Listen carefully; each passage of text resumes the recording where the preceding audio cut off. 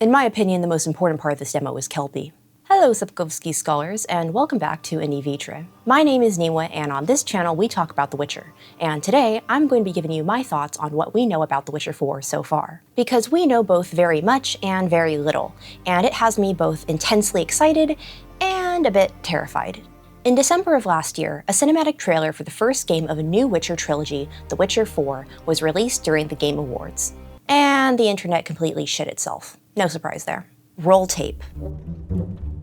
They made it woke. Why have you made her look purposefully unattractive in comparison to how she looked in Witcher 3? And why the manly voice? What are you guys doing? Destroying your own lore females can't become Witchers? I don't mind Ciri, but why did you make her so ugly? The reason female heroic protagonists don't work is that being a heroic protagonist is masculine. Female warriors are purely a sexual fantasy and only make sense as supporting characters, not the main character. That's just how it is. 104 likes. We got Ciri. Fuck you for making Ciri ugly, you miserable. So tired of every modern game main character as females. Big fan of The Witcher, but will not be buying this. Your character design is disguising. Your character design is disguising. Ciri looks like Geralt with deformed head. Your lore interpretation is awful. Women cannot become a Witcher, and Sapkowski clearly stated that Ciri is not a Witcher and cannot become one.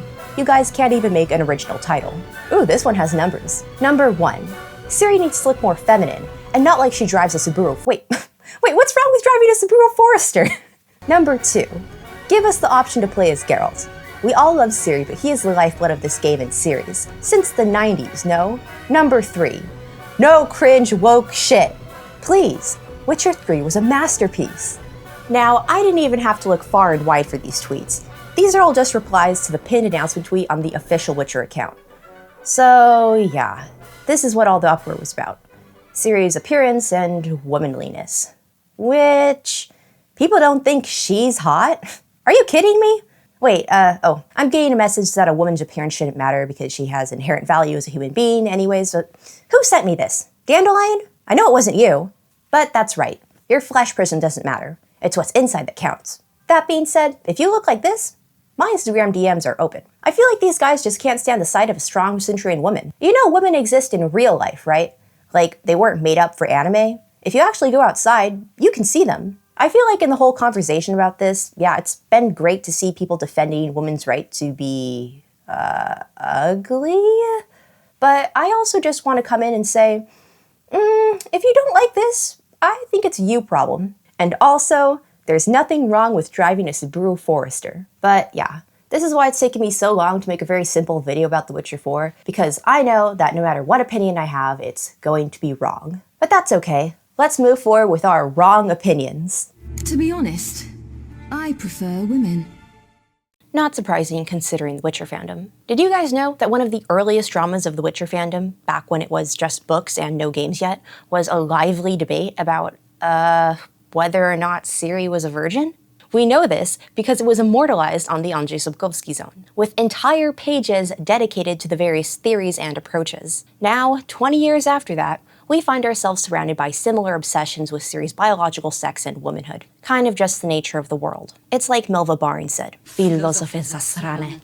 Shitty philosophers. Or woeful philosophers if you're doing the David French translation, but it's the David French translation and it's like zasrane, it's not woeful, it's shitty. Okay, anyways. People, fandom, or maybe just these parts of the Witcher fandom will always and forever remain the same.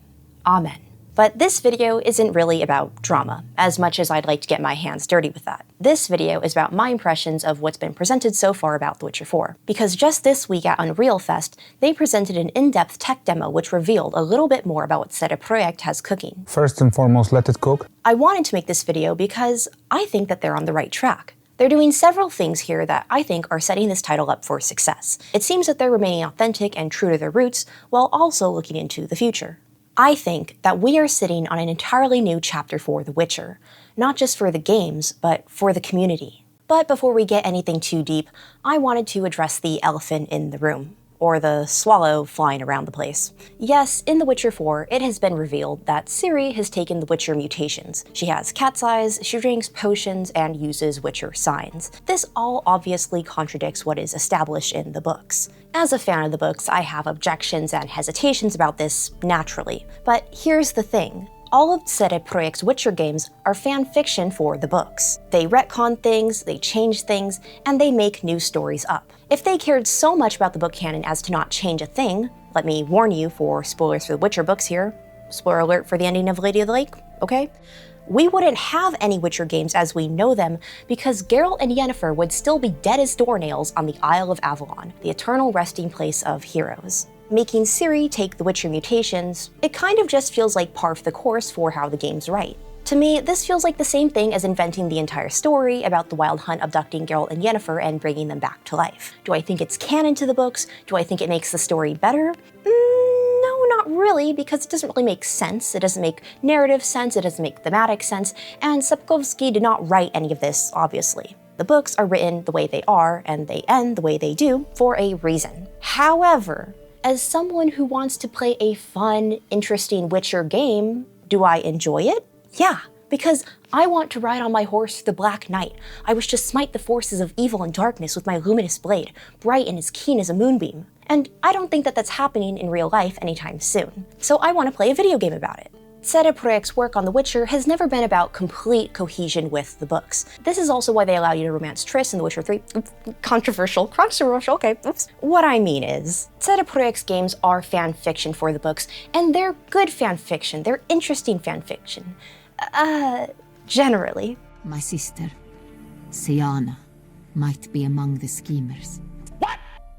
And they're mostly accepted by the community. I'll talk a little bit later in this video about how the changes to the lore may affect the story of The Witcher 4, but when it comes to the games, what matters to me, more than the details of why and how, is if they can carry similar themes and characterization. Because I know that Ciri PROJEKT will probably find some story explanation for how Ciri took the mutations, just like they explained how Geralt isn't lying underneath an apple tree with 3 gaping wounds in his chest. I also, although I promised I wouldn't really get into it in this video, I don't think it's as ridiculous as everyone thinks, that a human woman could undergo the trial of the grasses and survive.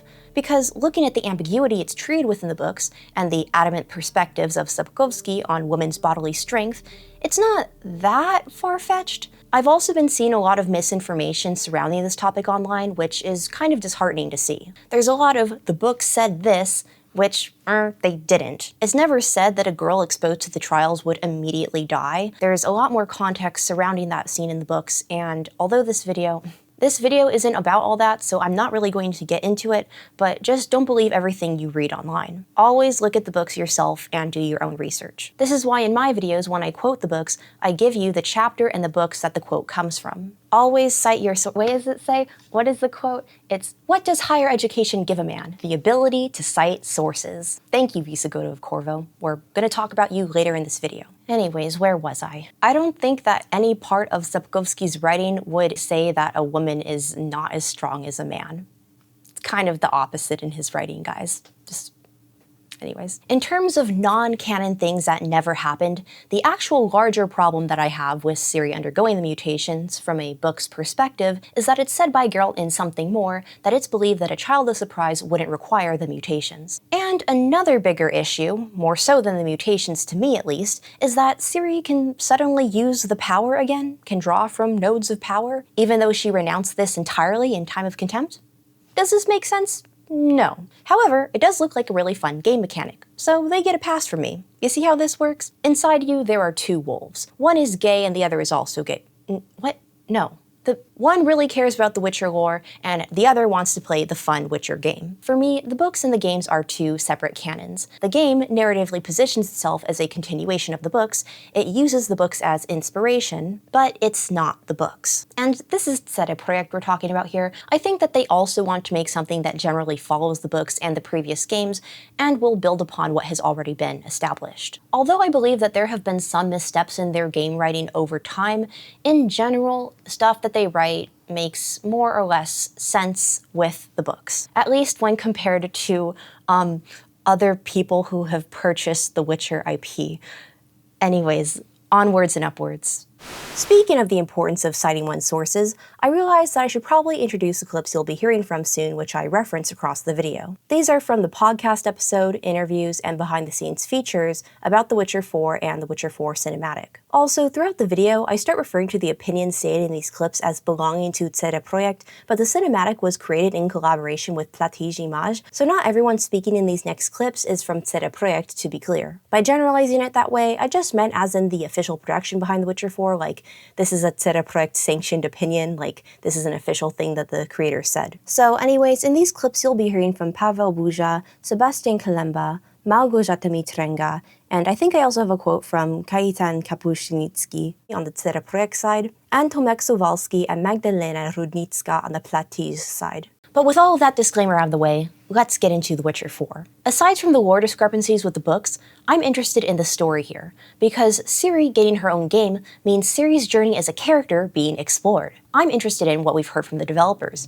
from interviews and behind-the-scenes features, on who Ciri is, and how that may translate into how the story will evolve in The Witcher 4. And Ciri is a very well-known character. The saga, I mean, the books are about Ciri. Starting from saga when you read it in the books. A very strong one, a very strong female, but it's not about this. She's an amazing layer character. It's not about being female, it's about being a very strong character with very complicated past. She's been through a lot. The emotional damage for sure. She's younger, she had her opinion, she's rebellious about it. The whole story with the rats, what happened with Bonehart, which left a scar on her. It's different than what Geralt would do. Wiecie, ona ma taki ogień w środku, super fajny i tam nie ma, że jestem neutralna, że nie wybieram. She has a strong moral compass, I would say. She's connected with herself. Emotionality that she has is a very important thing. Ona zawsze walczy, ona zawsze jakby podejmuje decyzje i bierze odpowiedzialność też za nie. Chociaż jak w trailerze pokazujemy, nie zawsze są takie, jak myśleliśmy.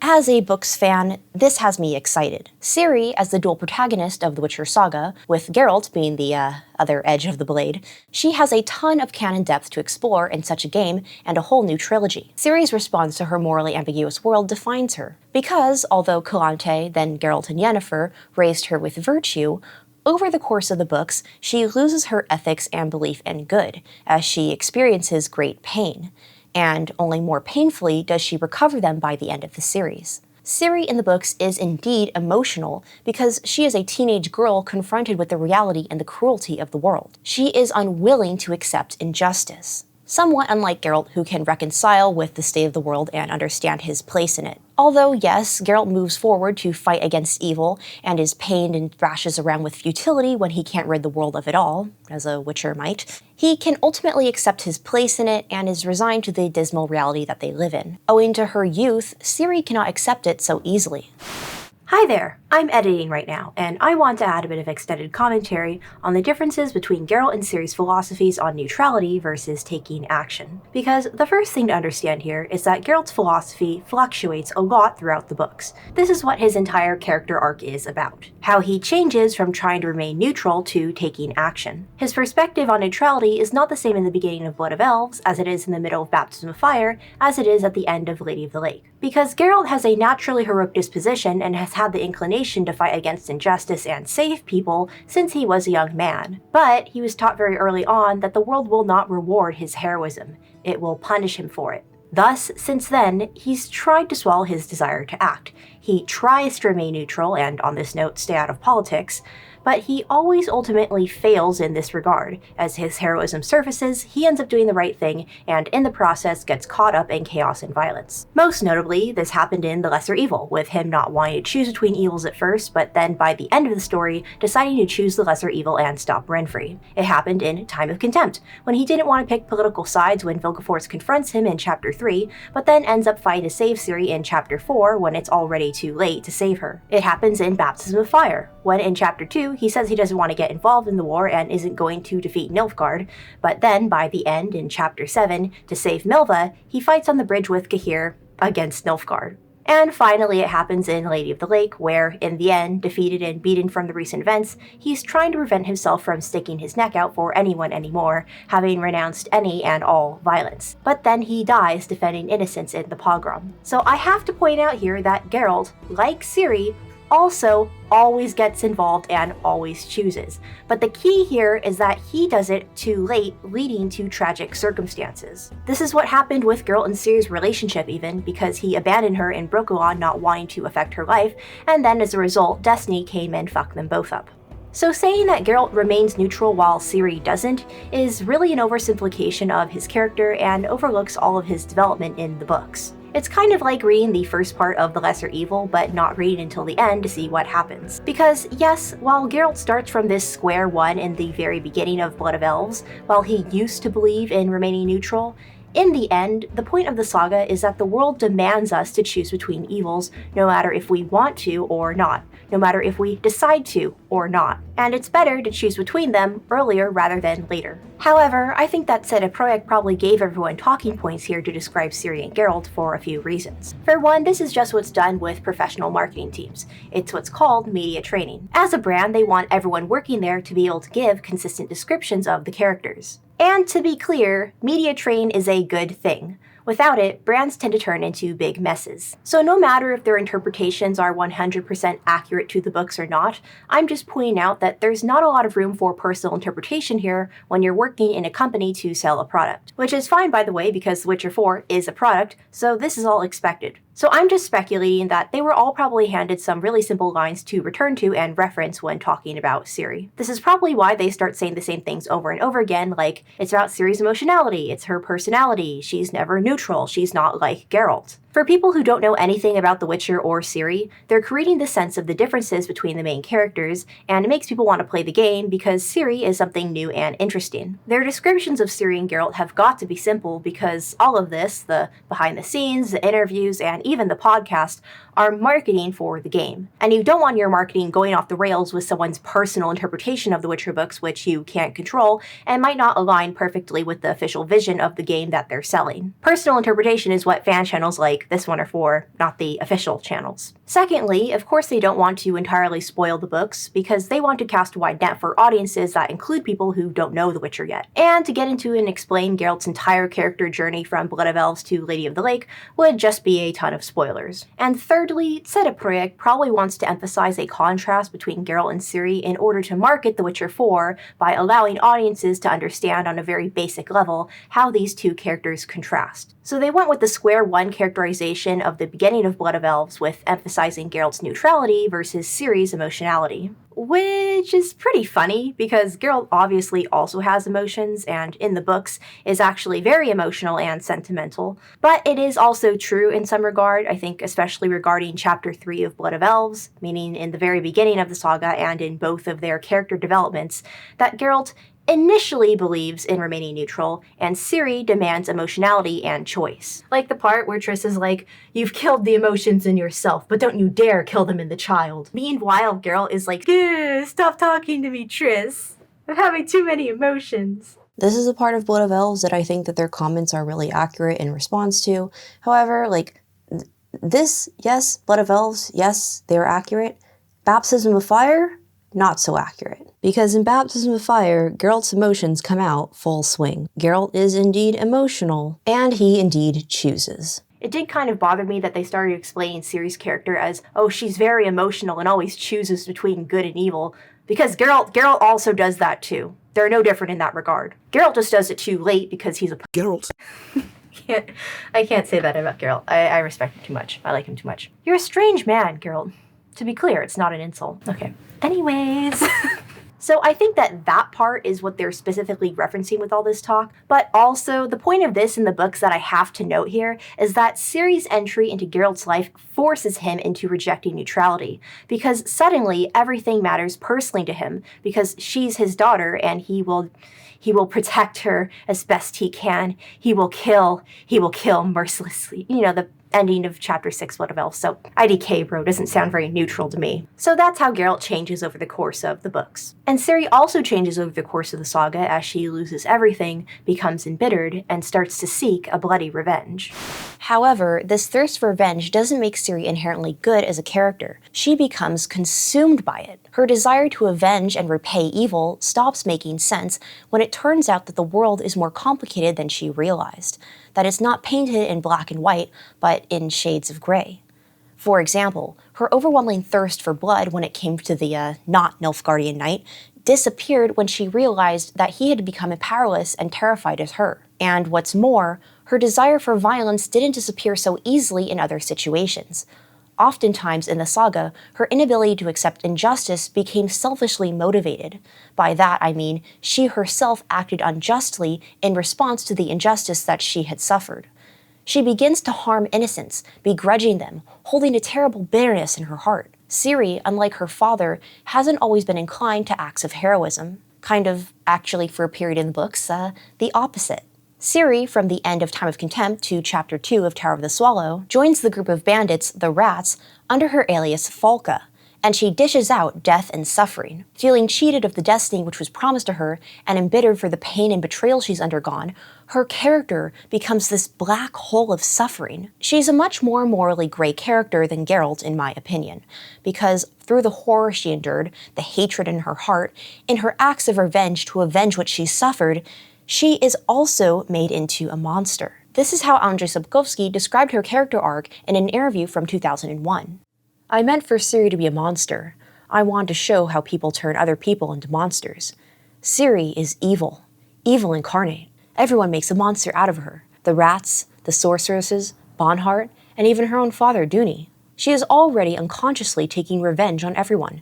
Rience, the people in the swamp. With these fingers, were you going to teach me pain, Rience? She says. With these hands? They all teach her pain. When she comes to the village in the swamps with black eyes, the old man asks her, "Who are you?" She replies, "I am death." The last act of Tower of the Swallow is basically a horror movie where you are rooting for the monster. And I think that this is what makes Ciri so compelling as a character. We see her push to extremes, and she goes with what she desires, what she believes is justice. And that's natural and emotional, but also dangerous. This is why in Tower of the Swallow, Visigoda has to hold her back, reintroduce her to ethics. Ciri is motivated by her own definition of ethics, which can only develop over time as she ages, grows, and has more experiences.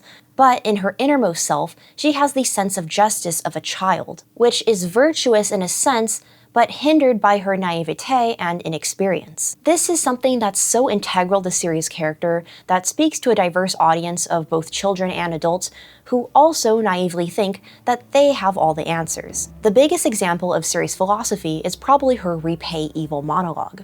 And so it's an eye for an eye, a tooth for a tooth, blood for blood, and for that blood, more blood, a sea of blood? Do you want to drown the world in blood? Oh, naive, damaged girl. Is that how you mean to fight evil, little witcher? Yes, just like that. For I know what evil fears. Not your ethics, Visigoda, not sermons, not moral treatises about a worthy life. Evil fears pain, impairment, suffering, death, the end. When wounded, evil howls with pain like a dog. It rolls around on the floor and squeals, watching the blood spurt out from its veins and arteries, seeing its bones stick out of stumps, seeing its guts crawl from its belly, sensing that with the cold, death is approaching. Then, and only then, does evil's hair stand on end, and evil finally yell, "Mercy! I repent of my sins! I'll be good and decent now, I swear! Just save me! Staunch the blood! Don't let me perish ignominiously!" Yes, O hermit! That's how you fight evil. If evil wants to do you harm, inflict pain on you, anticipate it, ideally when evil isn't expecting it. If, though you didn't manage to anticipate evil, if you were harmed by evil, then pay it back, catch it, ideally when it has forgotten, when it feels safe. Pay it back twofold, threefold. An eye for an eye? No, both eyes for an eye. A tooth for a tooth? No, all its teeth for a tooth. Pay evil back. Make it howl with pain, so its eyeballs burst from its howling. And then, looking down to the floor, you may confidently say, what's lying there won't harm anybody any longer. It won't threaten anyone. For how can it threaten anyone without any eyes, if it has no hands? How can it do any harm when its guts are trailing over the sand, and the gore is soaking into it? And you, the hermit said slowly, stand with your bloodied sword in hand, and look at the blood soaking into the sand. And you have the audacity to think that the age-old dilemma has been solved, the philosopher's dream has been attained? You think the nature of evil has been transformed? I do, she said defiantly, because what's lying on the ground with blood gushing from it is no longer evil. Perhaps it isn't good, but it certainly isn't evil anymore. They say, Visigoda said slowly, that nature abhors a vacuum. Whatever is lying on the ground, bleeding profusely, whatever died from your sword, is no longer evil. What is it then? Have you ever thought about that? No, I'm a witcher. When they were teaching me, I swore I would act against evil. Always. And without thinking. Because when you start thinking, she added hollowly, killing stops making sense. Revenge stops making sense. And you can't let that happen. To me, as a teenager reading this for the first time, it actually sounded great. The point of it is, though, that by the time she reaches the end of the words, she's realized the flaws in her own logic.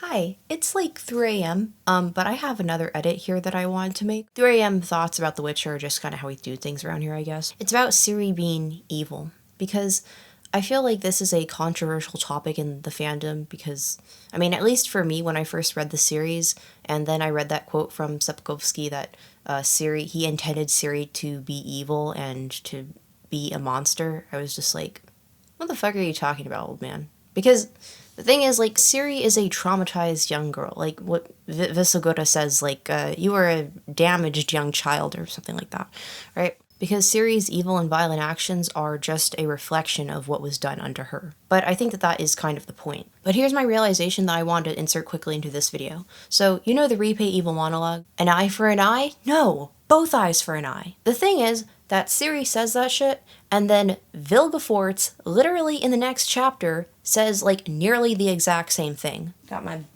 book here to prove it. Hi, Regis. Yee. I don't know why. Smiling with my teeth at Regis kind of just feels like mocking him, right? This is like from the part where it's a flashback from Riense when, well, it's when he's thinking, oh, it's so cold out here. I bet Shiro's sitting in the warmth. Shiro died in a fucking fire.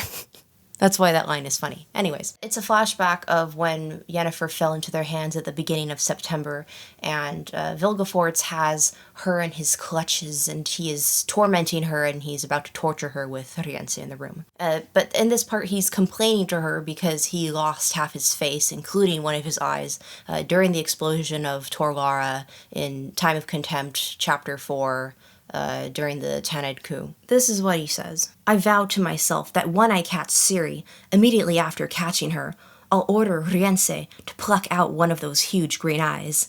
With his fingers. With these fingers, as he likes to say. You're saying nothing, Yennefer? Perhaps because you know I'd also like to rip out one of your eyes. Or both. So there you go, you know, both eyes for an eye.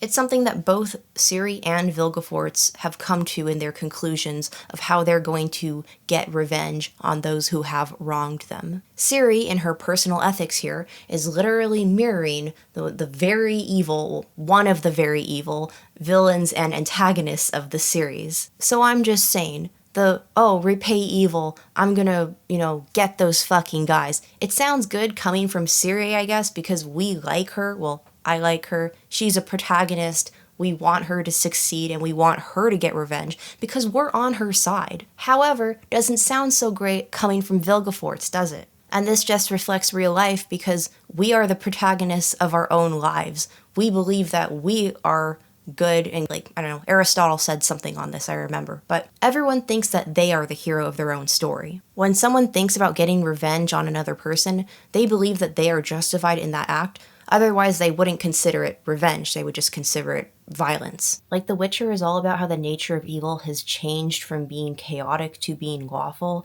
that the greatest of these evils committed in life are committed by humans, not monsters, and that humans have a tendency to justify all of the evils they commit.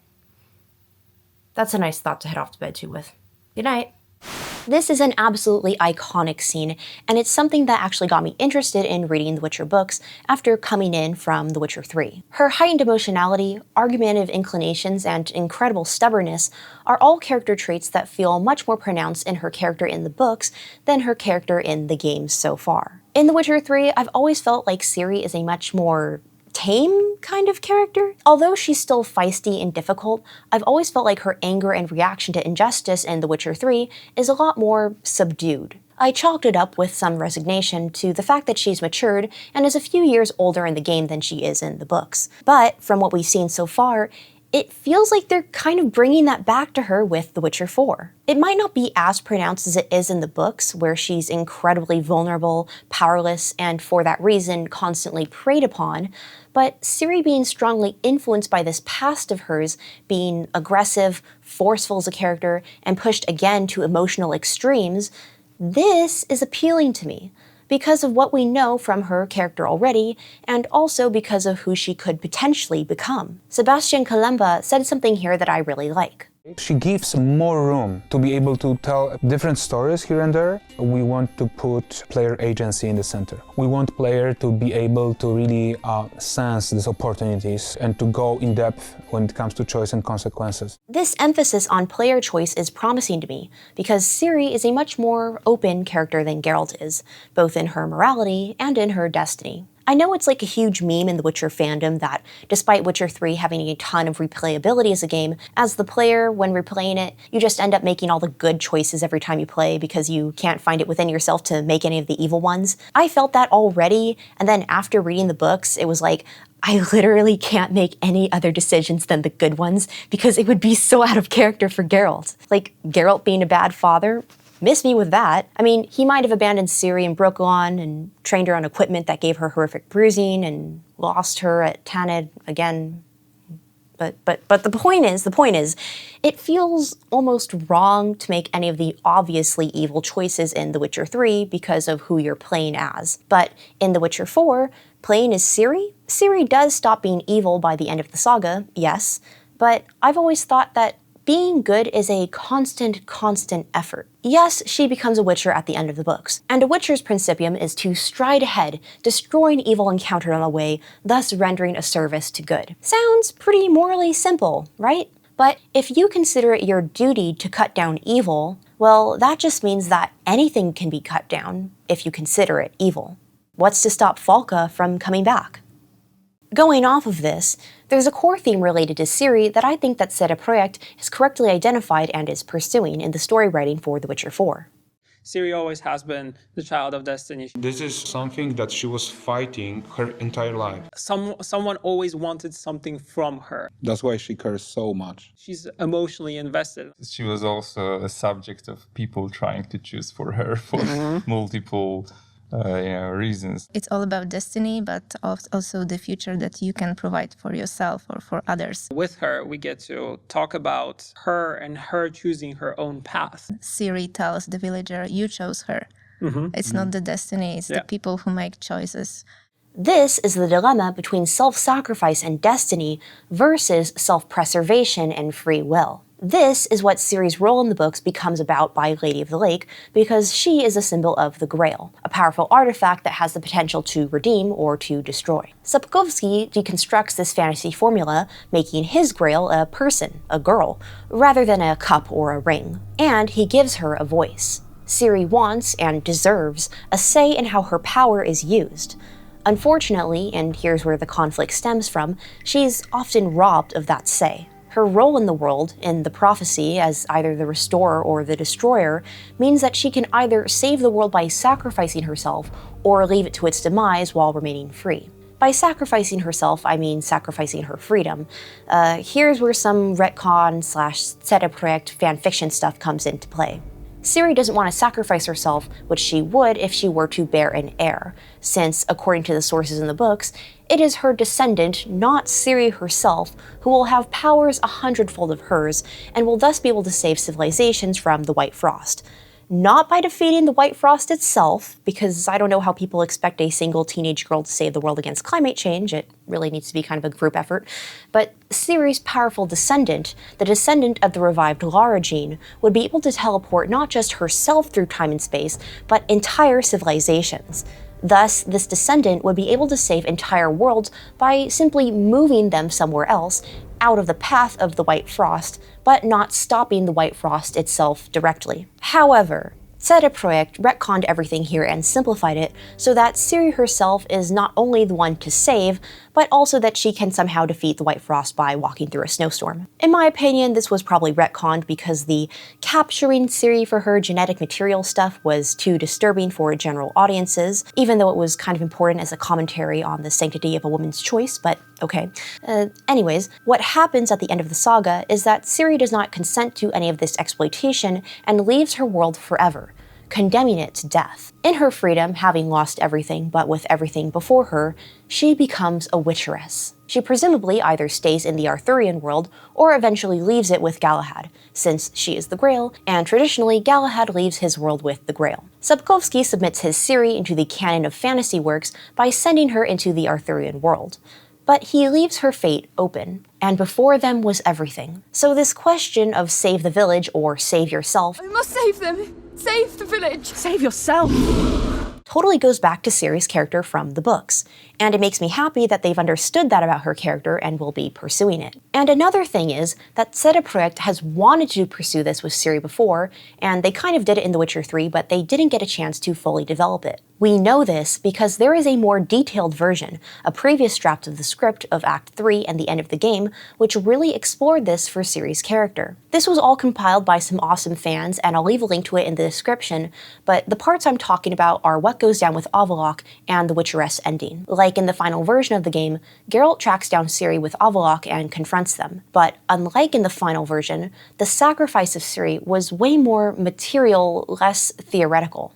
In this previous draft, she's made the decision to complete a ritual suicide with Avallac'h in order to save the world from the White Frost, and Geralt can attempt to persuade her out of it. Ciri will 100% die if Geralt allows her to go through with the ritual, but if Geralt convinces her not to, they both face off against Avallac'h in a boss fight. Then, if the player hasn't affiliated her with Nilfgaard, they'll receive the Ciri is free, aka the Witcheress ending. But it's not an ending that's as wholly positive as it is in the final game. The cut ending starts with Ciri and Geralt taking on Witcher contracts together, but Ciri has difficulty adapting to the life of a Witcheress. And yes, indeed, during this ending, they fight a manticore together.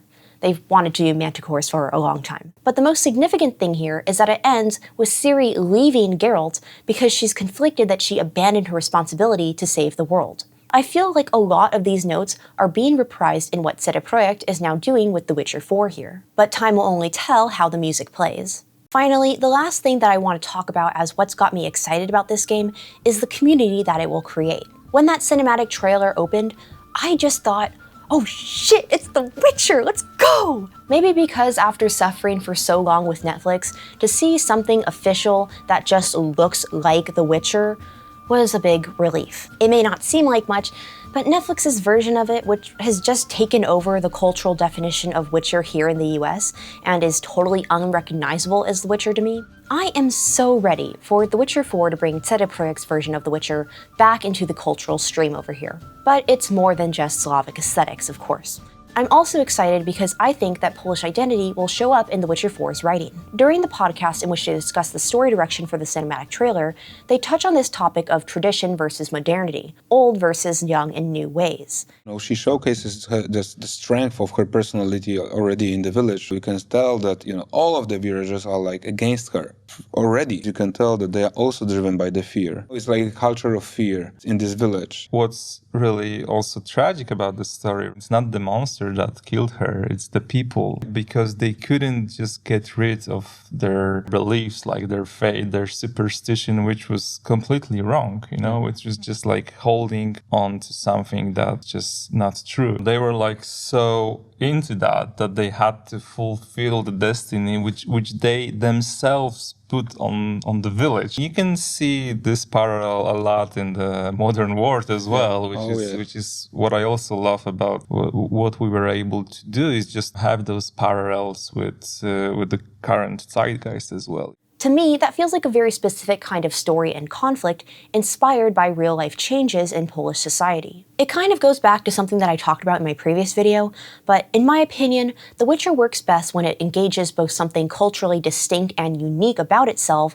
while also being able to engage a broader international audience. And I'm seeing that duality in the development team's direction. They're embracing The Witcher as a cultural landmark. The understanding of what The Witcher is, because this is like our, national goodie, right? It's in our DNA. We're born into it. As an established world. I think it also plays very much to the way Sapkowski was crafting his Witcher stories. It's also very in our Eastern European mentality that like those shades of gray everywhere. While also engaging a broader audience. Even if you don't know anything about it, you don't know The Witcher, you are supposed to understand it from the first minute to the last, and you have to understand the story. And that is really hard to balance. I mean, even just for me, when I'm making my little YouTube videos, I'm always wondering, how much should I cut here? How deep should I go into explaining this? Will people even get what I'm trying to say? It's a struggle, because I want to engage new fans too, but then I kind of give up and I'm like, if you haven't read the books, just go do that already and come back to me. But here's the thing. My problem with the Netflix show, one of my many, many different problems of it, was that it didn't understand what The Witcher is about. And the cause and effect of this is that The Witcher got reinterpreted in this way, which led to an influx of people who were treating it like it was a disposable fantasy property and just thinking of it really shallowly. Now, there were fans who got into the books after watching the show and unlearned all of the random fake crap that the show made up. I see you, I love you, I respect you, but why I'm excited for The Witcher 4 is that it seems to be hitting similar notes to the books in a way that will grow a very naturally invested community. A community of fans that wants to engage with the series, with the books and the games, on a deeper level, and not just throw them out when a new plastic show grabs their 5-second attention span. In my opinion, it's about finding your audience. The Netflix show tried to change everything that The Witcher was, and in doing so, alienated all of their potential audiences. By trying to make it for everyone, they made it for no one. And we can see that with the amount of people who've moved on entirely from that show. Not just in the Witcher fandom, but in the general cultural sphere. Why I'm excited about The Witcher 4 is that it looks like Ciri PROJEKT are looking to engage an audience that cares. They're demanding that their audience cares. There's one more quote from the podcast that I want to share, which got me really, really excited about what they're cooking up. I love slow burns. I love like when the story has its own individual pacing, and I don't believe that the audience has to be, bombarded in the first 5 seconds. Otherwise, they will just skip it. The audiences kind of want to go back to the roots in a sense, like they want something more mature, more explicit even, and like something that can really be meaningful for them on a deep level. And you can't do this with just, bombarding with actions. I think that this writing direction is going to be an entry point, not just for new Witcher fans, but for new lifelong Witcher fans. It feels like Ciri PROJEKT knows what they have on their hands and are working to invest in their community's potential. That's why I'm excited for The Witcher 4, because we're all going to get to experience this together, including Ciri. That's pretty much all I wanted to talk about today, so thank you for watching. And if you'd like to see more videos like this, consider subscribing. This is a Witcher channel after all. If you want me to cover other topics about The Witcher 4, let me know in the comments below. I actually ended up cutting a lot from this video, including stuff about the setting of the game and some speculation and theories I have, and also my story wish list for how the game might unfold. So I definitely have some other Witcher 4 videos in me. I might not dress up for all of them, though. Finally, before we sign off, I have a bit of housekeeping for the channel that I wanted to share with you. First, I wanted to thank you for all of the positive feedback on the previous video, and note that I'm still answering comments on it. If you haven't checked that video out yet, it's about why The Witcher matters so much to me, and it was a very personal video to make, so I'm very grateful for the kindness and support that I've received. Secondly, there have also been a ton of other Witcher things happening within this past week, including The Witcher in Concert going on sale, and the Wieże Jaskółki audio drama, so make sure to follow me on Instagram for the most recent updates. And finally, maybe even most significantly, we just reached 4,000 subscribers on this channel. I know that this may seem like a small milestone to some, but for me, it means a lot, and I'm excited for what's to come. Thank you to all of my supporters on Ko-fi, and if you'd like to donate too, the link is in the description. So thank you for watching, and I'll see you next time on A Ny Vitre.